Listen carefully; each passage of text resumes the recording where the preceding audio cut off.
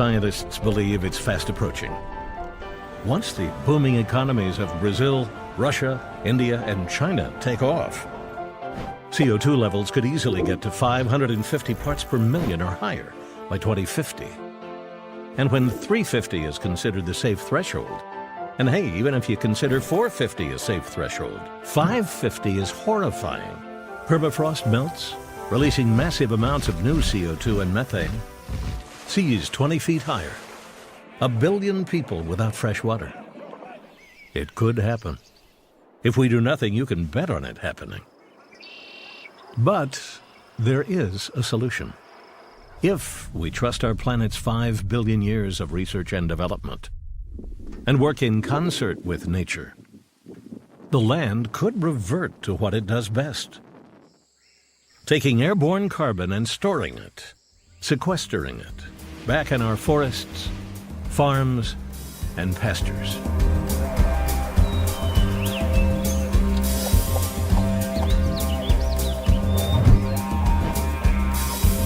First, we've got to stop burning down the trees. A couple solutions. In the Amazon, a major cause of deforestation is to clear grazing land for beef cattle, and farmland to grow soy to feed the cattle. If the meat eaters like myself go meatless just 1 day a week, it would reduce not only huge amounts of CO2, but also the powerful greenhouse gas methane, a byproduct of cow burps. Second, ecotourism. When people who live in or next to rainforests make more money protecting them, the rainforests stay.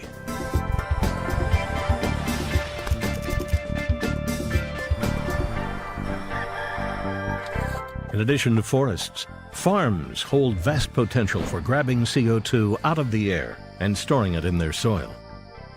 But alas, most conventional farmers have yet to jump on the sequestering bandwagon.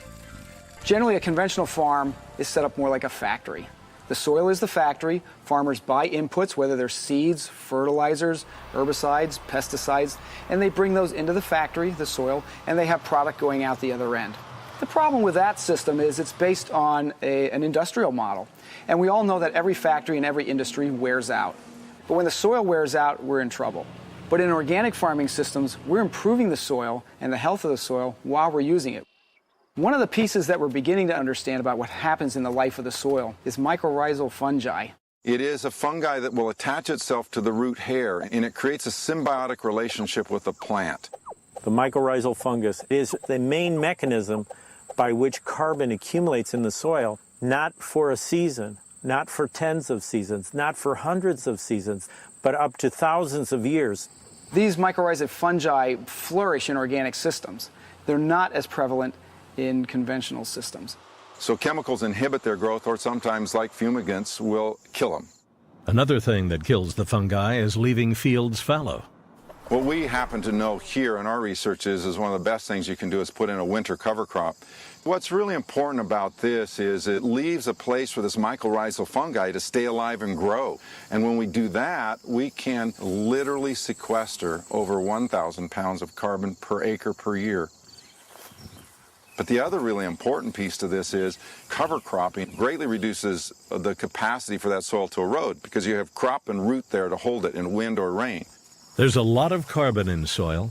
Preventing it from eroding not only keeps enormous amounts of carbon from being released, the resulting carbon-rich soil would retain water in drought, absorb water in flood, and produce healthier food.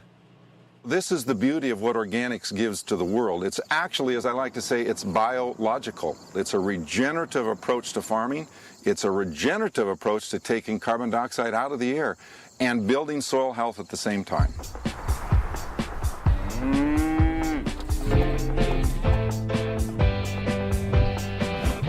Naturally grazed grasslands can also reverse erosion and potentially sequester huge amounts of carbon. The best soils are always produced naturally under tall grasslands.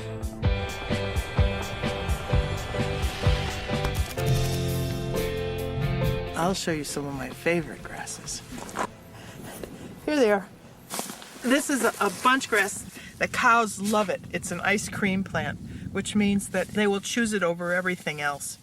The grass co-evolved to be trampled, chewed, and left alone. If you bite off the top of the plant, that much of the root dies back. I'm sure every plant's a little different ratio. But in that die-off, all this material that has now been kind of abandoned by the plant is food for the mycorrhizal activity, the bacteria. That is how soil gets built down there. The cow's manure also vastly increases a healthy grassland's ability to sequester carbon. But many grasslands are not healthy.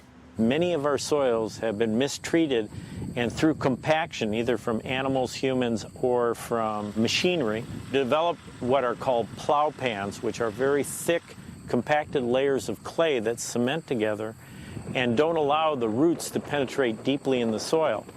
And the roots are the major plant organ that is associated with soil improvement and carbon sequestration. So the carbon farmers slice through the compacted soil, allowing the grass roots to grow 3 to 8 feet, bringing tons of carbon down deep. We want to be having so much carbon sequestered that we actually have to hire people to burn coal to get carbon dioxide back up into the atmosphere because we went too far. And I see this as our version of a victory garden. The whole world can do.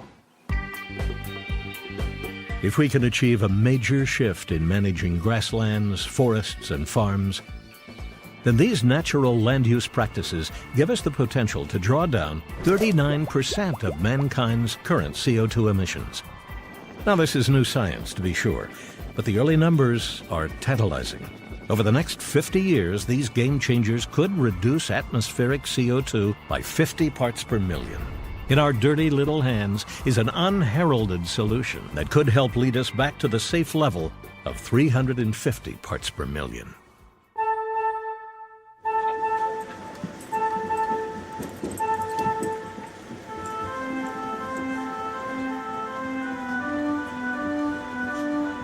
If all these solutions are such great ideas, why haven't they happened yet?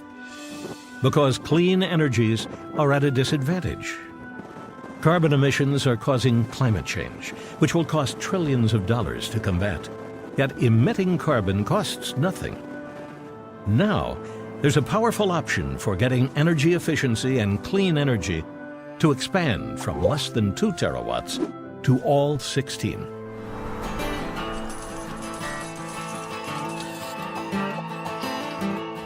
We've got to find a way to give a common set of incentives to people to reduce the generation of greenhouse gases. The most efficient way to do that is to put a price on carbon. That can only be done artificially by government intervention, which means a bigger government hand on the economy, because the problem's not going to go away otherwise. So, we shouldn't think that this problem will be solved by running out of coal or gas or oil.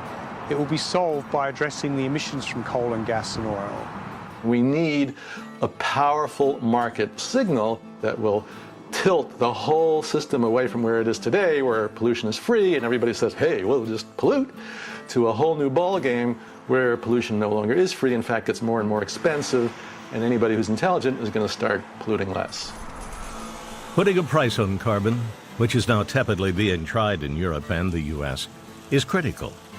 The devil is in the details of how these carbon laws are written. We'd bore you to tears with cap and trade versus carbon tax debates. But either way, an effective place to focus is on carbon-based fuels at the source. There's only a relatively small number of companies, oil companies, coal companies, natural gas companies, who are bringing carbon into the economy. We can make those suppliers pay for every ton of carbon that is in the fuels that they supply. And as the price of carbon goes up, dirty technologies become more expensive, and it opens up a space for clean technologies to come in and compete. So whether a price on carbon happens soon or down the road, forward-thinking companies are already moving ahead as if carbon cost them money. And they're finding out it actually does. The Walt Disney Company has created an internal carbon tax, making all divisions pay for emitting carbon. Their carbon tax inspires employees to use less energy, emit less carbon, create more profit. Since 1994, Dow Chemical has spent $1 billion on energy efficiency. So far, Dow says it's earned more than $9 billion in energy savings. And for the folks at Stonyfield Farm, the world's largest organic yogurt producer, it's become clear, just as existing buildings need to be retrofit, existing businesses need the same. We've found that we're actually turning our operation inside out by empowering the folks throughout the business to drive out waste, to drive out excess carbon production. We had to build a waste treatment plant because we had exceeded the capacity of the local wastewater system. So the team actually came up with an entirely different approach that traps the gases that are being created by the waste. And that gas has actually been used now to actually operate the facility. And so they took something that was a cost center and a pollution center and turned it into a profit center, which means this thing is now making me money. The transportation team is an even better example here. They've reduced over 6 million trucking miles. That's a 60% carbon reduction. These teams together in the last 3 years have generated $7.8 million of profits for my company. That $7.8 million, it translates into 46 new jobs. And so even through the recession, we were growing jobs. So there's nothing that makes more sense from an economic point of view than reducing your carbon footprint. So let's say making economic sense is the goal. Then the real work begins. Intensifying energy efficiency standards. Making clean energy cheaper than carbon energy. Giving the Pentagon's Green Hawks a megaphone. Completely changing our land use practices. This is going to be an engineering, political, and industrial revolution. Don't think big. Think huge. I think what we have to understand is that we're looking at a World War II level of mobilization. When the Japanese attacked Pearl Harbor, FDR said, we're not going to sell any more private cars. We're going to make the planes and the tanks and whatever we need to do to win this war. With planes, for example, the goal was to produce 60,000. People were very skeptical because no one had ever seen arms production numbers like that before. And in the end, we produced not 60,000, but 129,000 planes. The key point there is it didn't take decades to restructure the U.S. industrial economy. It didn't take years. It was done in a matter of months.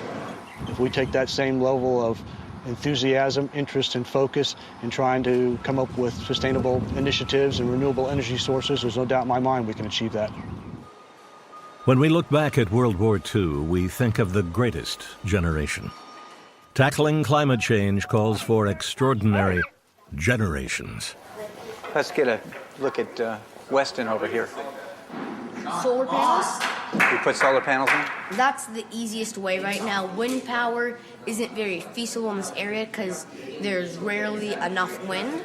All they've been developing, it's the wind turbines, which run on lower amounts of wind, where instead of the traditional blades, it's a cylinder shape with propellers on it, so it spins horizontally instead of vertically like this. One thing's for sure. The new generation is ready to take the reins to harvest the 16 terawatts of clean, climate-safe sources. From 86,000 terawatts of solar, 32 terawatts of geothermal, and 870 terawatts of wind power. For the current generation, although some will need a bit of prodding, there are a number of leaders as well. We need more, many more.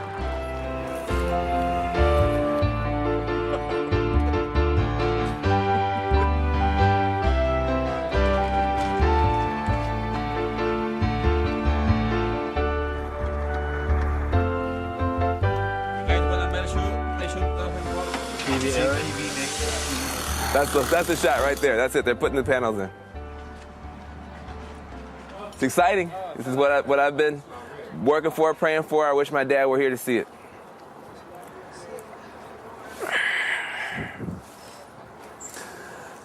My dad passed away in May, and he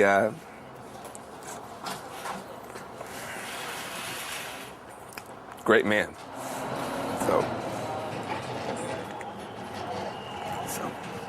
So anyway, I'm doing this for him and for my son. And this is the most beautiful scene in the world.